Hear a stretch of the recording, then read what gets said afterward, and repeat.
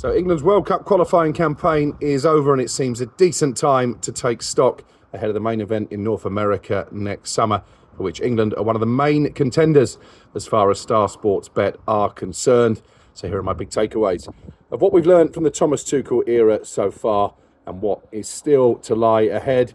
Number one, Harry Kane has to be fully fit for the tournament if England are to stand any realistic chance of winning their first major trophy since that World Cup triumph back in 1966. Kane went past the great Pelé in terms of the number of international goals by scoring twice in the victory in Albania on Sunday evening. The fact Tuchel didn't call up another regular number 9 shows a lack of depth in that position. Ollie Watkins in no great form at all. Danny Welbeck's chance seems to have gone. Same for Ivan Toney. I do wonder if he can get fully fit and firing between now and the end of the season, if Liam Delap might be the wild card in that position. But it's all about Kane, really.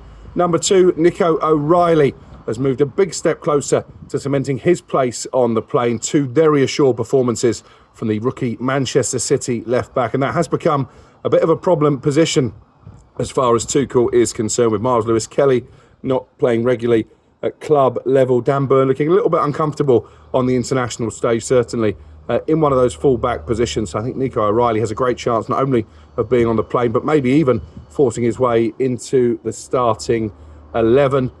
Number 3, for me, there's a conundrum, isn't there, when it comes to the number 10 position. Morgan Rogers, I think, probably has the shirt at this moment in time, but how then do you get Jude Bellingham into the team? And that also has knock-on effects for Cole Palmer, who's only played 60-odd minutes for Tuchel so far. That was in that underwhelming performance away from home against Andorra.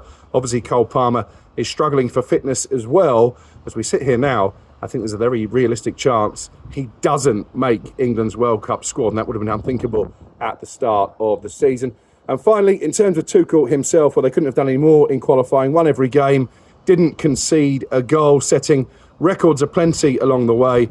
But ultimately, the German will only really be judged by a couple of games at the World Cup itself. You look at the number of lesser nations that have qualified due to the expanded format of the tournament. They should sail through the group. England probably should sail into the quarterfinals, and that's where it really gets tasty for Tuchel. Minimum objective for me to reach the semis, and actually I do make England one of the favourites if they can continue their recent excellent form.